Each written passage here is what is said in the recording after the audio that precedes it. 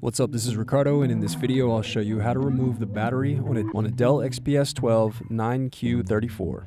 If you're looking for parts for this laptop, go to our website and use this coupon for a 5% off discount.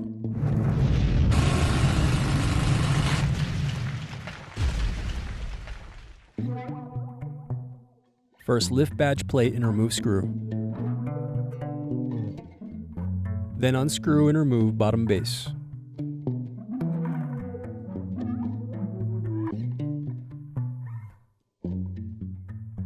Now unscrew and disconnect battery.